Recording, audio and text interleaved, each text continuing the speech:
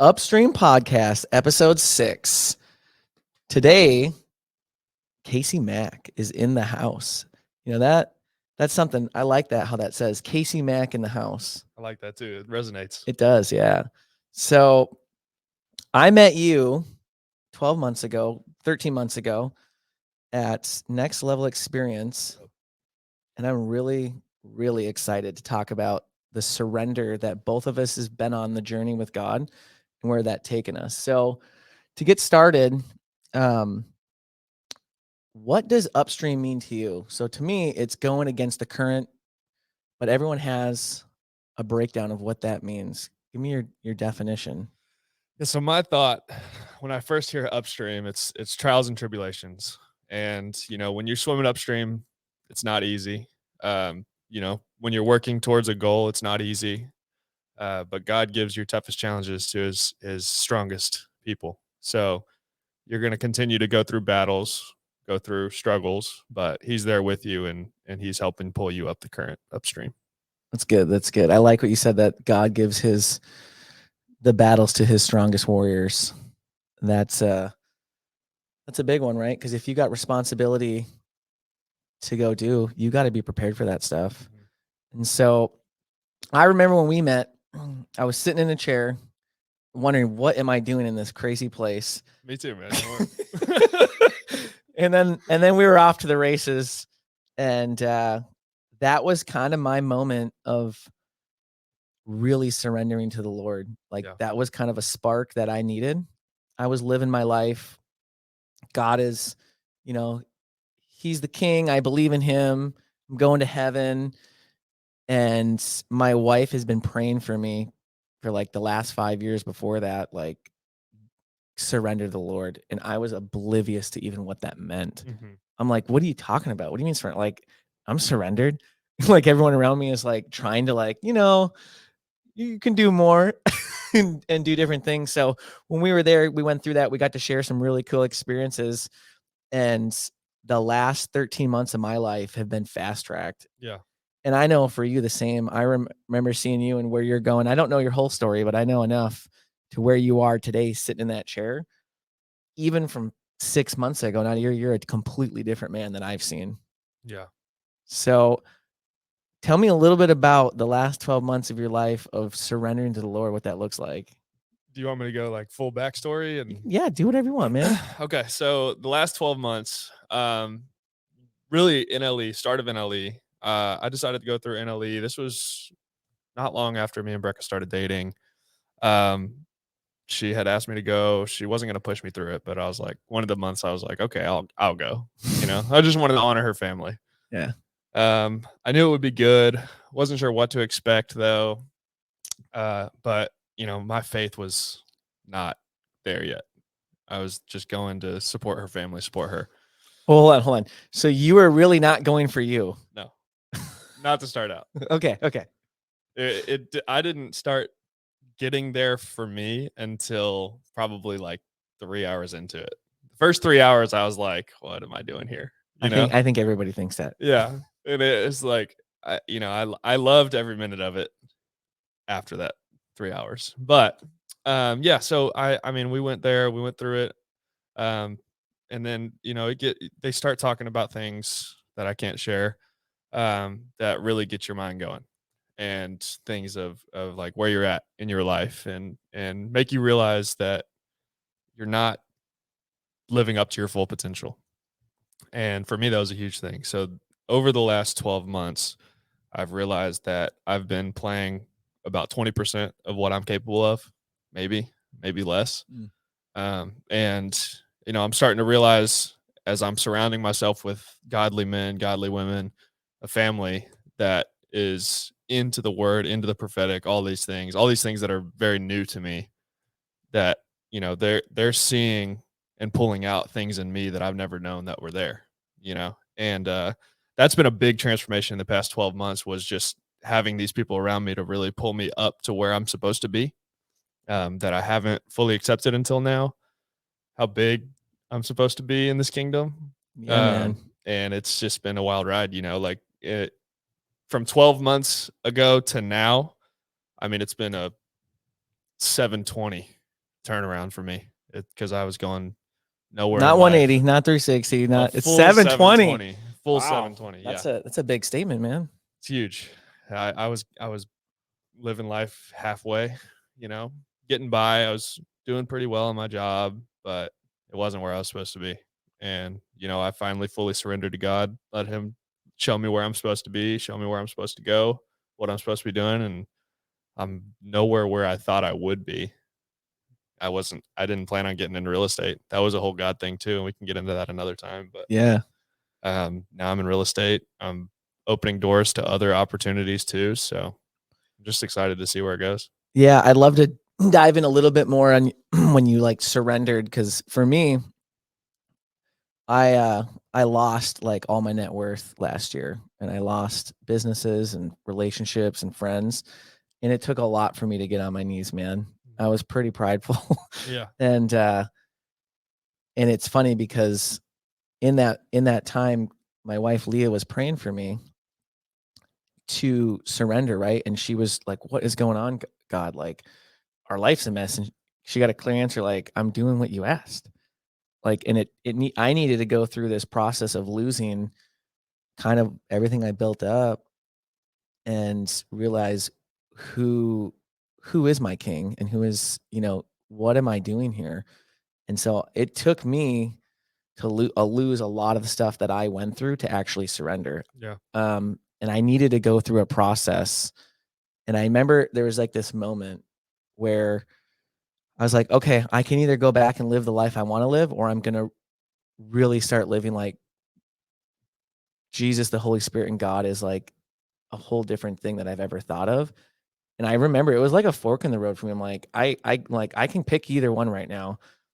And the one going to the left or the right, I'm like, I can do either one.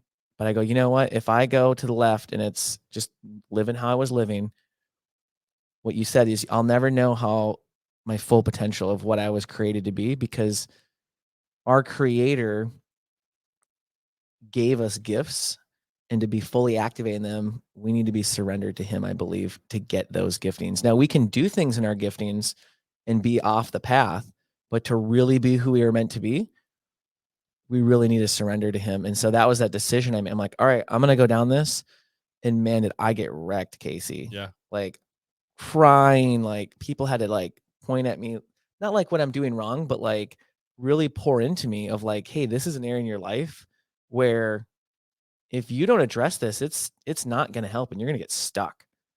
So I had to like lose everything, man. But I'd love to hear a little bit more of like, was it like a moment, or was it just like a decision, or was it going through that NLE thing and you're just like, all right, boom, like let's go all in. Yeah. So for me, it was just a culmination of things. It wasn't just one certain thing. I started opening up to the idea. I grew up Baptist, so the charismatic world, like all the giftings, It's a little different. everything, very different. So it was like this was all new to me, but I was open to the idea because where I came, I came from zero faith at all, back into the church and the charismatic world. So, and I was very hungry for something. Mm-hmm. Didn't know what it was at the time, but I was open to the idea of the giftings and the prophetic and those types of things. So it was the first start to me starting to trust in God fully was we were at an event for one of Brecca's friends, and Tracy was there, and she gave me a word about being in real estate. And I was like, my first thought was, oh, Michael must have told her that I was potentially getting into real estate, And I was like, that was like my denial thing. Like, oh, Michael must have told her. So I talked to Michael. I was like, did you tell her I was potentially getting into real estate? He was like, no. So I was like, okay, well, that's interesting, So that was one. Two was I was sitting in church. People were dancing up front. That's foreign to me. I was really confused as to what was going on, the flags flying around and all that stuff. But then all of a sudden, I felt Holy Spirit just so clearly on me. Ooh. That just, there's like a slideshow of things that I've done in my past that just were things that I regret, that were just like showing up in my head and getting thrown out like a slideshow type thing.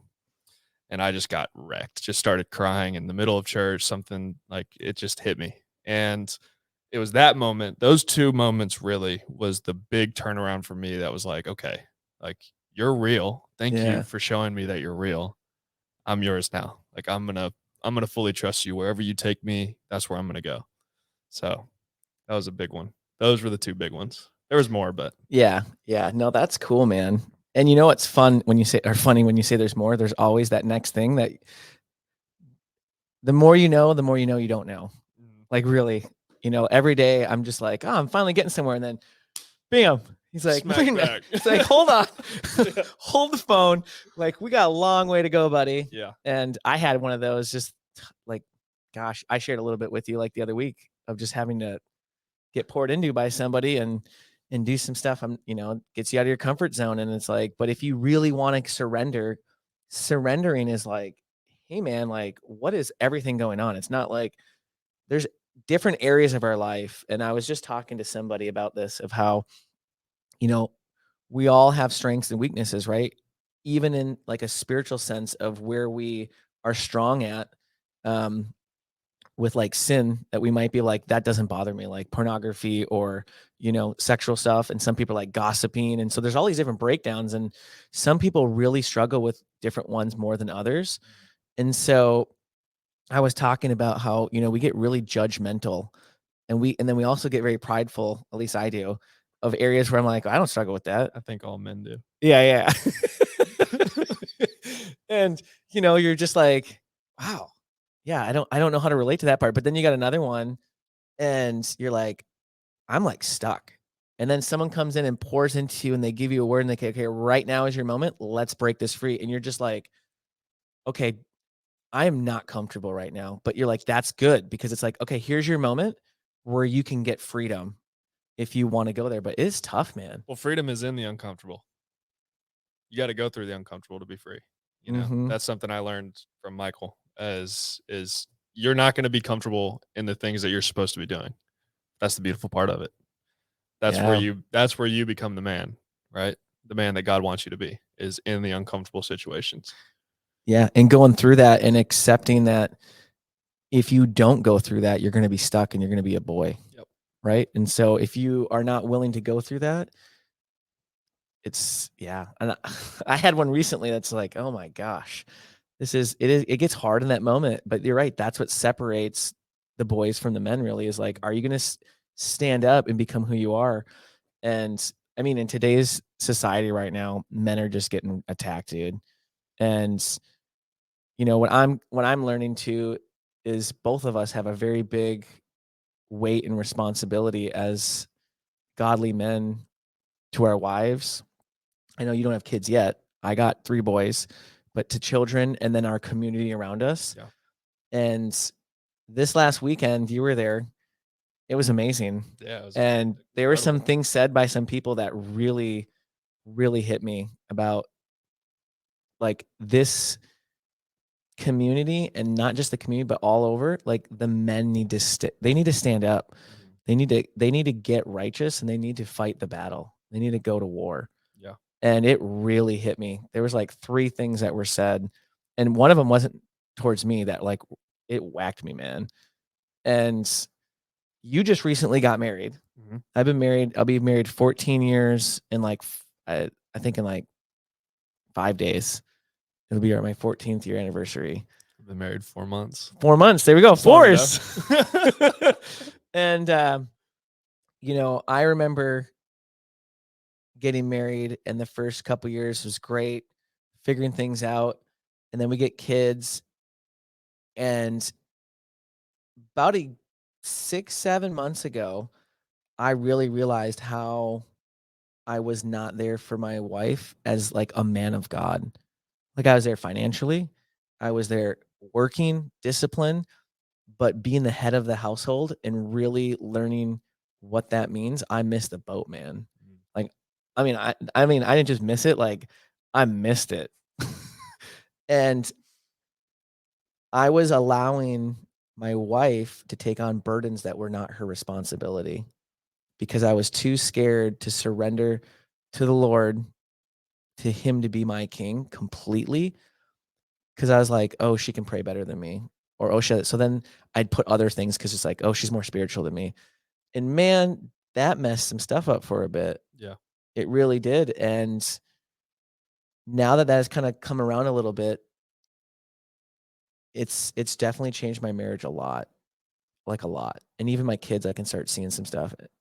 And I got so much to keep working on, but it's good stuff. And you've been married 4 months, and you're getting this stuff figured out really early. And you got, but you got a long way to go. But like where you're at and what you're talking about, I wasn't talking about 4 months into my marriage. It took me over a decade, man. So that is amazing. And I'm so excited to see the fruit that comes from it, because a lot of men get stuck and they don't want to surrender like that. And so when you just got married and you're going through that, that is amazing, Casey. It's amazing. Yeah. Yeah. For us, it's, and for me mainly, I have a big pride issue sometimes, which I'm surrendering that, but it's all about surrender. As you said just a minute ago, marriage is all about surrender, submitting to your wife, knowing that she's the gentle being she is. You're the leader, you're the man, you're supposed to take on the burdens that she had, like that she shouldn't have. And there's a lot of things. Sometimes I get impatient with her. Sometimes we fight. It's part of it. But, I'm learning to be more patient through her uncomfort. So when she gets a little angry, I'm learning to take a step back and be the calm voice in her head. Because back in, 6, 7, 8 months ago, I would be the one blowing a gasket. So it's just it's a growing thing, same thing with growing in your faith and walking through that adversity, walking through everything is you grow through your marriage and you find things that you're supposed to be doing as a man, and be her comfort. And that's something that I'm growing with. Yeah. This is something I've learned in my 14 years of marriage is, I don't think marriage is 50-50. And what I mean by that is some days you can only give 20 or 30. And if your spouse doesn't know that, then it's going to get rough. But if they know, like, okay, I'll bear the weight of that 60, 70 today. They're just like, I had a bad day or emotionally I'm checked out. And that's what we're here for, is to balance each other out when we're going through things. And I got a good saying for that. Oh, go for it right away. Back in my baseball career, one of my coaches told me, every day you're not going to have 100%. Maybe some days you have 40%, some days you have 50%, but you got to give 100% of that 40 or 50% that you have that day. That stuck with me forever. That will be with me forever. That's good. Yeah, no, it's so true. Like there's days where I'm at like 40 or 50 or 20. Yeah. And Leah picks it up, and vice versa. Like what we got going on right now, I know that I need to bring more to the table and like really step up on stuff. And it's a big thing to understand that, because I think a lot of people get stuck like it's 50-50. But if the other person can't give their 50 and the other person doesn't know that, like I think a lot of challenges and problems come because like, hey, you're not pulling your weight, or why you're not doing this. Yeah. It's like, it's not about that. It's like, hey, if they're going through something, I'm here to be their better half and to step up and help out where they can't right now. And that has helped a lot in my marriage, is figuring that part out. Yeah, it's good. Yeah. So crazy stuff, man. So how you liking 4 months in? What do you think? I love it, man. Yeah. There's so many beautiful things about being married. Building that connection with somebody emotionally is, you don't experience that outside of marriage. Growing a life together, building a life together, going through all the trials, going through all the successes together, having that partner with you 100% of the time, can't beat that. And there's something so incredible about building a life with somebody that you can't get outside of marriage. So it's a beautiful thing. Yeah. And I have a beautiful wife, so she's a good one. She's incredible. She's a powerhouse, she man. She is. She's the reason that I am where I am today. Yeah, what's really cool about having a godly wife is they pray for you and they get so much wisdom, man. And this is what I wish I did earlier on, is to listen to my wife more. Because Pride thing. Yeah, I know, man. It took me like a decade. That's what I'm saying. You're way ahead of the game, man. You'll run into stuff, but like where your mindset is, it's so good, because my mindset was not there once in, dude. I'll tell you that. It's still adjusting. Yeah. I did get married really early too. I was 21. So I was a really baby. But still no excuse, because you put that ring on, it's time you are a man. But yeah, if I listened to my wife early on many things, I would have saved a lot of pain, man. And a lot of pain and misery. Yeah. And so that's something that I'm really learning is as the man of the house, I like to make decisions. Yeah. I'm glad I'm hearing you say this because I'm struggling with this right now. Oh man, I love making decisions. But the thing is you got that better half, and I'm gonna say better half that it has a lot of discernment and wisdom, and God put our wives in our life for part of that reason is because we like to take charge, we like to do things, and that's not always what we're supposed to do. And I'm really, really learning to go to even small things to just ask my wife, like, hey, what do you think about this? What should we do here? Like, even on things where I don't think she really cares too much sometimes, but she does care. Yeah. And it's not necessarily the topic or the idea. It's I'm going to her and she feels that she's part of the team now again, where sometimes I'm off on my own doing all these things. And then it brings unity. So even in small stuff, man, I encourage you, like, just ask her what she thinks. And sometimes you'd be surprised. Like, you'd be like, oh my gosh, how did I not think of that? Yeah. Like, this seems like such a small thing. And it's such a big part of marriage, man, is just communication, what's going on, and just bringing things together. I'd have a lot more money in the bank if I did that earlier. That's good advice, actually, because I mean, like you said, I like to be the decision maker. I have things coming in my ear. I like to think that I know what I'm doing, but I don't always. So that's good. No, and I'll say it one more time, man. God put our wives in our lives to knock us on the head. Yeah. More than once sometimes. Like, it's amazing how much wisdom and discernment my wife has. And I kind of missed that boat for many years. Yeah, and God's like, "Okay, fine. Do that then." So, yeah, I encourage you, man, like, ask, share, and then make that decision, but have that input heavily weighed in. Mhm. It's a lot. And speaking on marriage stuff, you know, I was just thinking how today's society is getting so off track. Like, the last, like, 2 or 3 months, and it's almost like there was, like, this feminist movement, right? And then there was, like, this red pill movement for men coming right now, and it's like they went from, like, feminists went all the way here, and instead of coming back here, they went all the way over here.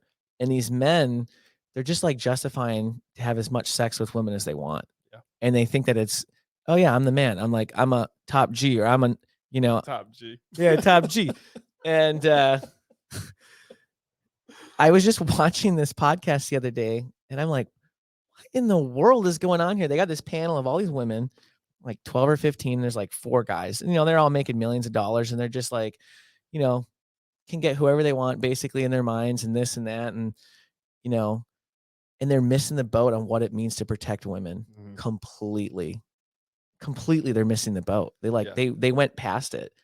And there needs to be a voice to speak into young men right now because they're eating this up and they think it's okay to, like, sleep around, get whatever woman they want.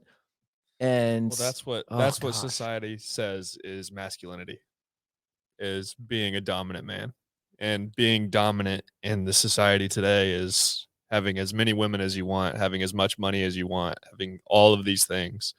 And there's no spiritual talk to these kids anymore. Yeah, it's out the door. It's all about what can you get. It's self-centered and self-focused. Very much so.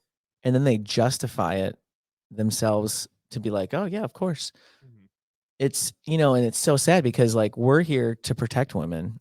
We're not here to use them. And these boys that I'm calling boys because they're not men. They might be 30, 40-year-old grown-ass men, they think, but they boys. Sorry. Like, you might make all that money, but if you treat women like that, you're a boy.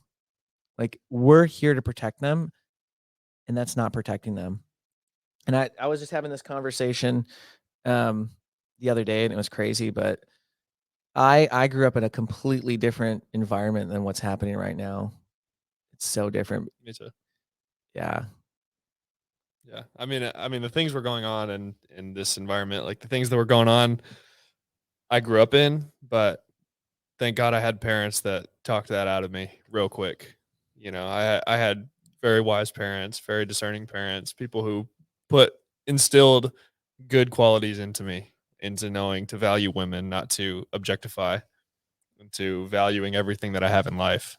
Nothing is about going out and getting as many women as I can. I was never taught that growing up. And then I didn't really have big social media platforms where all of this stuff can get blown out of proportion. But, that's the problem with today's generation is everything is on your cell phone, right? Nobody's off their screen more than, I would probably say nowadays people are on their screens more than they're paying attention to what's out in the world, which is kind of sad to think about. It's super sad. I'll just add one more thing to this and then we'll wrap it up is, so I dated 2 people. This is so funny. They were sisters back to back. Hilarious story. And then I was like, I'm done dating. This is just stupid. And then I met Leah, and I'm going to have her on here. We're going to tell our love story because it's crazy. But I remember when I proposed, I told her that I'm not going to kiss you until our wedding day, but it'll be in the morning before. I don't want to kiss in front of everybody, but I wanted to honor her for who she was. And she had some abusive relationships in the past. And I wanted to let her know, like, I'm not in this for your body. I'm in this for you. And she needed some healing to be done. And I literally felt God tell me, like, don't touch her. Like, even you're engaged, like, don't touch her. She needs this. And so I did that. She like broke down, man. And I had this conversation last night with one of our mutual friends about how when you're the man in a relationship, the woman's going to follow you. Even if they have really, really hard boundaries, what they don't want to do, you're going to get heated in the moment. Something's going to happen. Little by little, you just slide. And so you as the man is to set the tone and say what's going to be and what it's going to do. And you set this thing way back here, man. You don't be like, oh, we're going to make out, or we're going to grab your butt, or, like, no, like, we're here to respect them and honor them, because until you marry them and say, I do, that is someone's wife and it might not be yours. And you don't want another man touching your wife. I guarantee it. You don't want that. So why are you messing around and touching other people's wives then before they're there? Because they're going to be someone's wife one day. And dude, it was like, I got intense last night. Actually, I was like, dang it. These boys, like, they're not hearing this. And so how do they know? They don't have role models. They don't have people in their life sometimes speaking and talking about this. They're just like you said, they're going on this stupid thing and they're getting the viral moments of that red pill community right now, because it's one of these things that have just taken off. And these 18, 20-year-old boys, they think it's good because some guy is out there making millions of dollars. He looks good. He's got all these women. They're like, yeah, that's the life I want. And it's like, you know what? It might feel good in the moment. And in fact, I'll tell you what, it will feel good in the moment, but it ain't going to feel good in the long run. Yeah. It ain't. Yeah. No, it feels free in the moment, but look at all these guys that are doing this right now. Look at them in 10 years. I guarantee you they won't be happy. 5 years even, probably. They're living this lavish lifestyle right now, but it gets old. Everything gets old. Everything gets old. Except Jesus. That's right. That's it. As my wife says, we all just need Jesus. Yeah. Anytime something bad's going, she's like, we just need Jesus. She says it like that. It's so funny, man. It's good. She's spot on with it. She's like, it's so simple. We just all need Jesus. Just need Jesus. Yeah. Yeah, it is. It is that simple. That's the crazy thing, but people make it so difficult. It's that simple. It is that simple. Life is so much more happy, so much more peaceful with Jesus. Oh my gosh. I've never felt so much joy and gratitude in my life. Even through all your challenges right now. Think about that. Think about that. You're going through probably the hardest time in your life right now, but you feel joy. I know. That's the answer right there. Ashley over here was with me at KLS retreat. When did we do that? August last year? Yeah, September, August last year. And I remember sitting on this couch next to her and our buddy Cole. And I literally was like, I don't know if I'm ever going to feel joy in my life again. I don't know. Like, I was that far gone of like joy and gratefulness. And now I'm here and I've never felt so much joy and gratefulness. My situation didn't necessarily get better financially. In fact, it probably got worse. Certain things have happened, but at the end of the day, community has happened. Surrender to the Lord has happened. People are pouring into my life. People believe in me in a way they've never believed in me. It changes everything. Yeah. When you got people around you that actually believe in you and want the best for you, and they don't just are with you with the losses, they also celebrate your wins. It changes everything. And then you want to just go out, man, and just go kill it. That's the beautiful thing about community. That's something new to me too. Is like I had friends growing up, but I'm growing my friendship, my family group around people who are equal minded. Yeah, it's been a huge shift.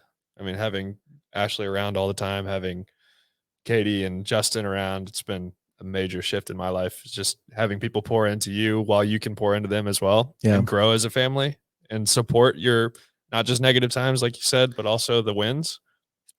It's nothing better. Dude, that's what I found out is your true friend. It's, it's funny. I've found out it's harder to celebrate wins with friends than losses sometimes, because people are like, oh, you okay? I'm really sorry. But when you're winning and you're winning big, man, I've had some of those big wins and I'm like, where'd these guys go? They're jealous. They're envious. And you're like, wow, like you can't come alongside me and celebrate in this victory that I just had. Like, you're the people I want to celebrate with. I'm like, where are you? Like, what is going on? Yeah. And it's just, it's no fun celebrating wins if you don't have people to celebrate with. Doesn't matter if you're making all the money, building business, doing this. If there's no one around you, it doesn't matter. Right. It's all for nothing in my mind. If you don't have people. With that, man, this is good. This was great. I got another convo I want to bring you back on for that we're not getting into today, but it was leading into it. So, okay. Yeah, I'm looking forward to that. You let me know. Oh, we'll be talking off the mics with it, and we'll work our way up to it. All right. So, good deal, man. Well, thank you for having me, man. This was amazing. Yeah, last minute. It was last minute. Good deal. The best things happen last minute, right? That's right. Let's go fight the good fight, man. Yes, sir.